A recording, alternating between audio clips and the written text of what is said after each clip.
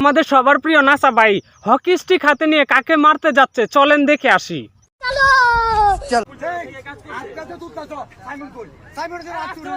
হ্যাঁ হ্যাঁ, এটা আমি কি দেখলাম, আমার নিজের চোখকে অবিশ্বাস করতে পারতেছি না। মানে বিল্লাল ভাই কি হকি স্টিক হাতে নিয়ে মারতে যাচ্ছে আমাদের নাসা ভাই, মানে বুঝতেছি না ভাই। চলেন পুরো ভিডিওটাই আমরা দেখি কি হয়েছিল সেদিন।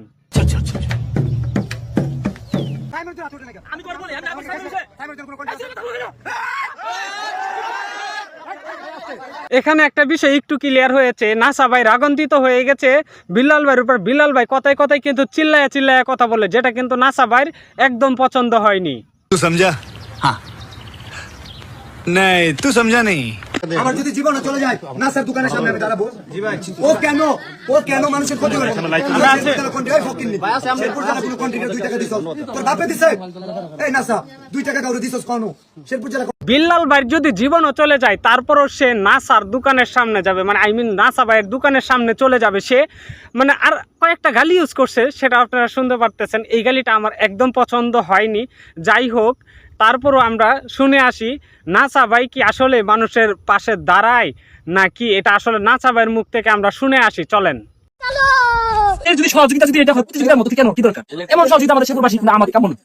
আমরা ভিডিও বানাই, আমরা কোনো মানবিক কাজ করি না, আমরা কোনো সোশ্যাল ওয়ার্কে ওই ভিডিও বানাই। আমরা আমাদের ব্যক্তিগত পকেট থেকে যতটুকু পারি আমরা ওইটুকু দিয়ে সাহায্য করি মানুষকে। আর তাছাড়া আমরা আসলে ওই বিকাশ নাম্বার দিয়ে ফান্ড কালেক্ট করি না। এটা আমরা আমাদের ওদের সাথে যারা ডোনার তাদের সাথে আমাদের নাই, যোগাযোগ নাই। নাসা ভাই বলতেছে যে বর্তমানে যেটা মানে সহযোগিতা করতেছে মানুষকে, সেটা এক ধরনের প্রতিযোগিতা হয়ে যাচ্ছে। সে প্রতিযোগিতা এটা তার কাম্য না বা শেরপুরবাসীর কাম্য না, এটা সে পছন্দ করে না। আর দ্বিতীয়ত বলতেছে সে হচ্ছে একজন ফানি কন্টেন্ট ক্রিয়েটর, তার সাথে এরকম ডোনারের মানে পরিচয় নাই। আর সবচেয়ে বড় কথা হচ্ছে তিনি যেটা দান করে সেটা কখনো সোশ্যাল মিডিয়াতে দেখাতে চায় না, সেটা গোপনভাবে সে দেখাতে চায়।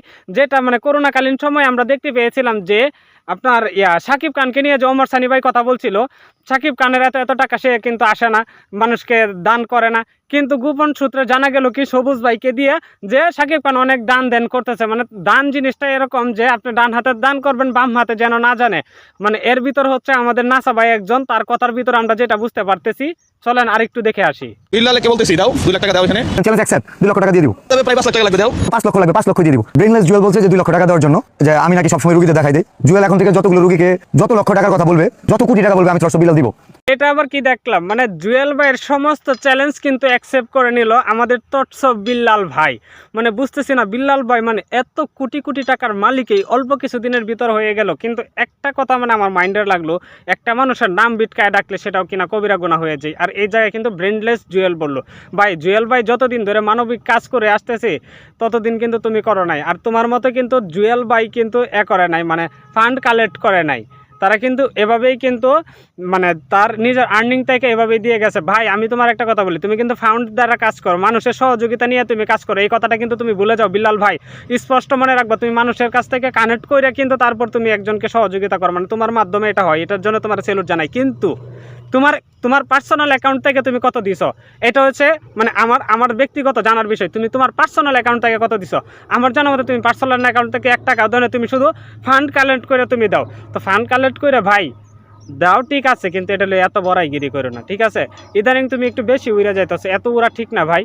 তোমারে আমরাও শ্রদ্ধা করি, তুমি সেই শ্রদ্ধার জায়গা থাকো। তুমি আস্তে আস্তে কিন্তু ডাইরেক্ট মানে বরাবর হিরো আলমের জায়গায় পৌঁছে যাইতেছো। আমরা চাই না তুমি হিরো আলমের জায়গায় পৌঁছে যাও, তুমি তোমার জায়গায় যেন ঠিক থাকো, অটর থাকো, এটাই আমরা চাই। কারণ আমরা সবাই তোমাকে অনেক ভালোবাসি, অনেক সাপোর্ট করি, যে কারণে এই কথাগুলো আমরা বলতে বাধ্য হচ্ছি।